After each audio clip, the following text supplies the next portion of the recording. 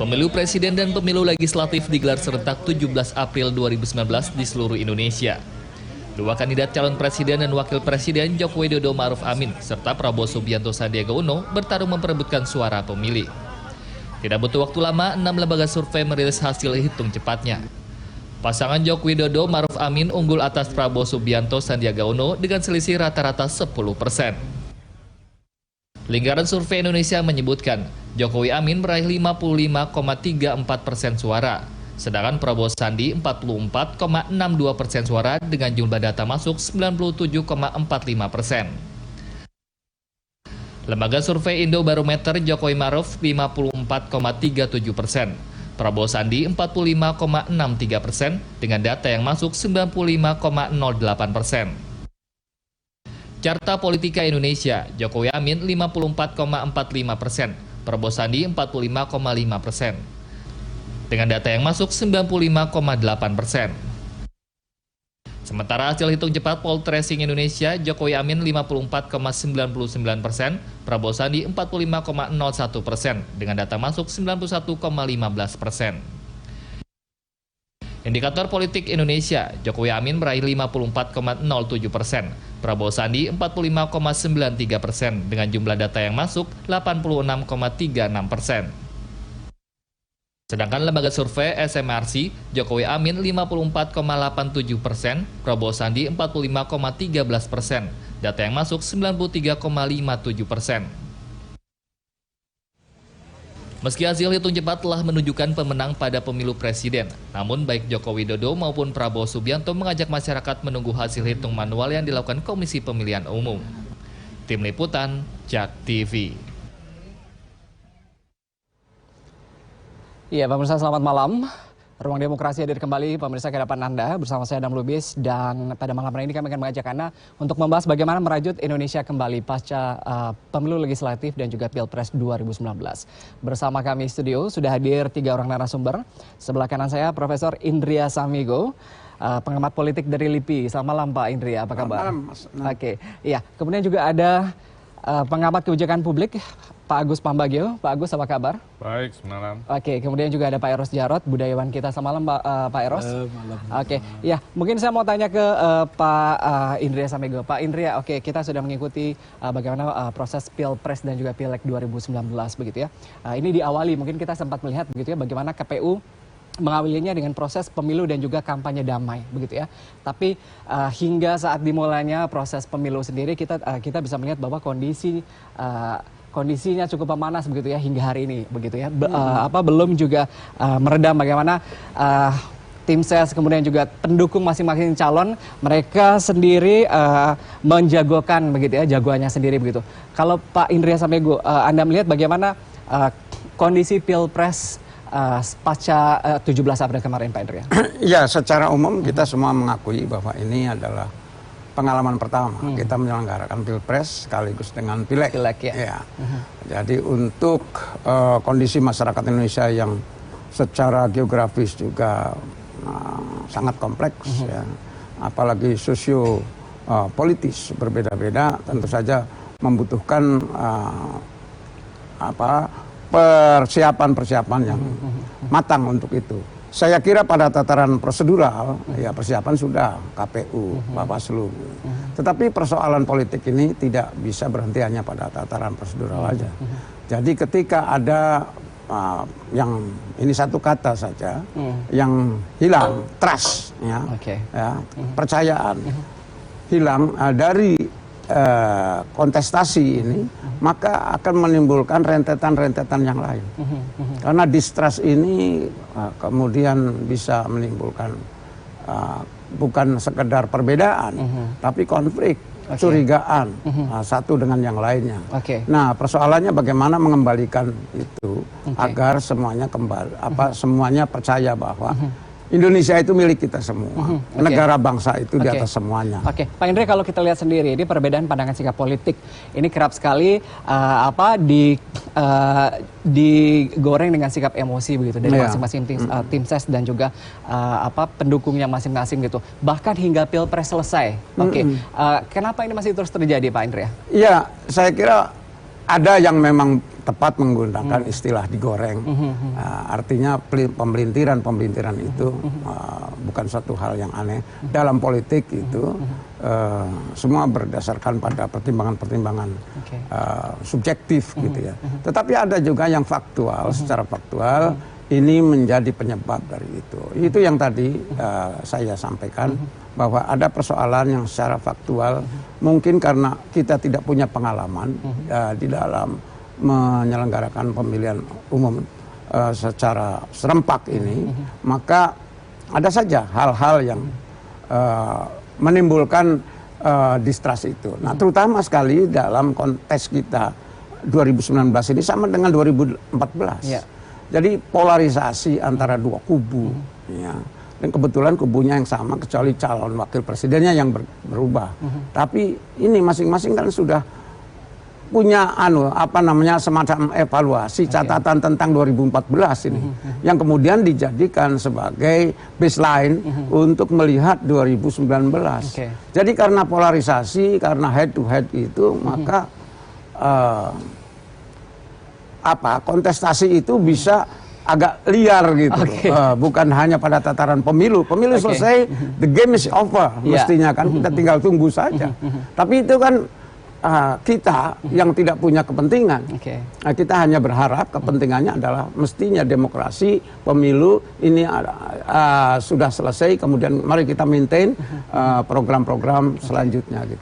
Saya ke Pak Agus Mambagio. Pak Agus, ini menarik tadi yang dikatakan gitu terkait 2000 prosedural. Kemudian juga kita ini kan sebenarnya calonnya sudah dari 2014 begitu ya. Wakil presidennya aja yang berbeda begitu ya.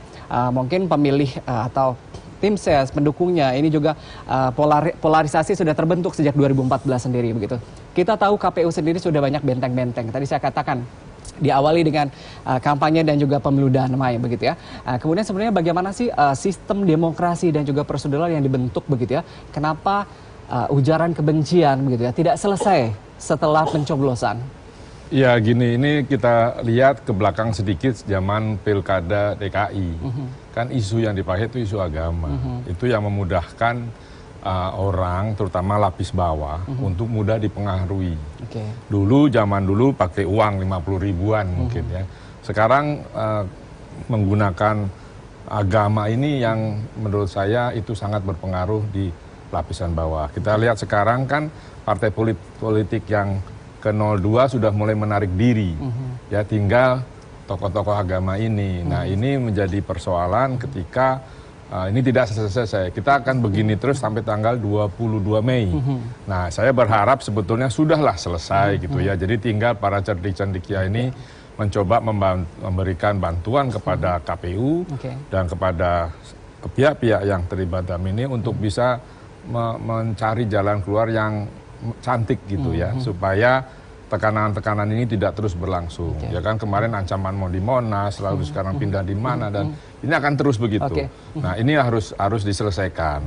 Ya kan juga lembaga-lembaga survei itu saya pikir harus diam dulu lah, biar KPU bekerja. Karena ini yang bekerja sekarang KPU, bukan mereka lagi. Mereka kan sudah mengeluarkan quick count-nya. Jadi kita bantu KPU untuk menyelesaikan.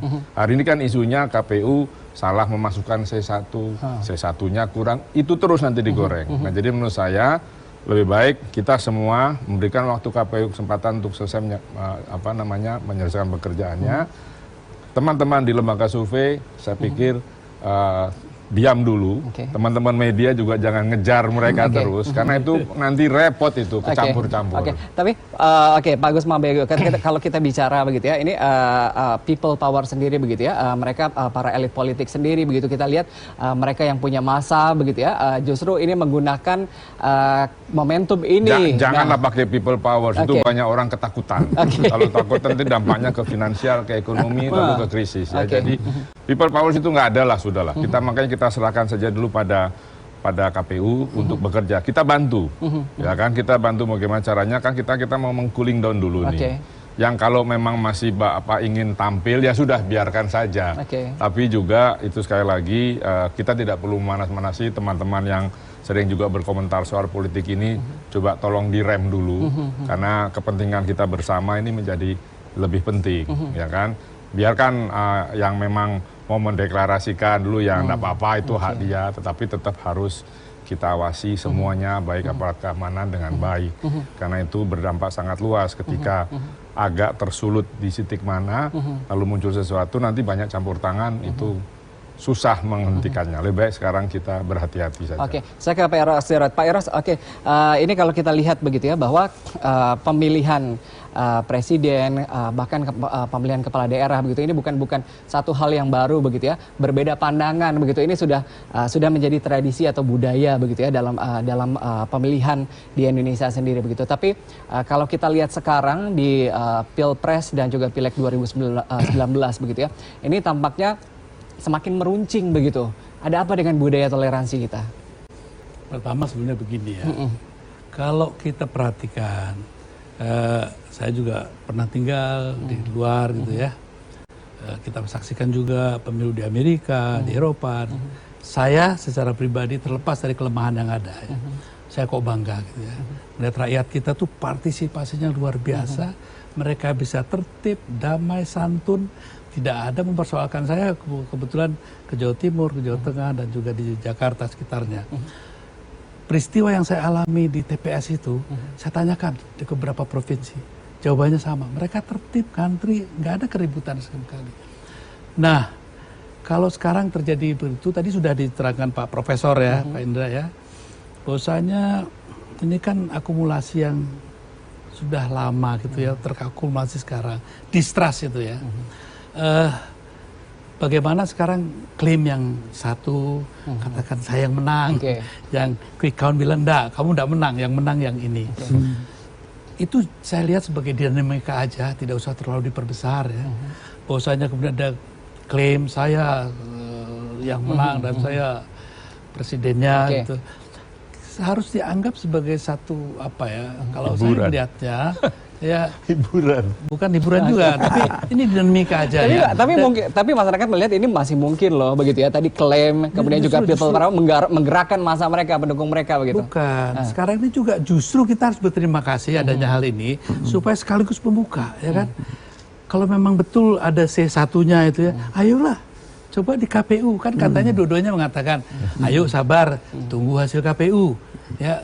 Konsisten di situ aja, didiklah rakyat dengan baik gitu ya. Artinya gini, ya sudahlah, kalau memang katanya lembaga survei ini ada mainnya gitu, kan ada lembaga lain yang bisa menjawab itu semua. Nah, sekarang keterbukaan ya, yang menjamin adil dan jujur itu ya, kan bisa diakses oleh para pesertanya, sehingga C1 yang bisa tawarkan, yang juga diupload, tidak ada perbedaan. Nah, kalau itu sudah terjadi, saya rasa rakyat Indonesia tuh, maaf ya, yang usek tuh hanya di elit-elit aja.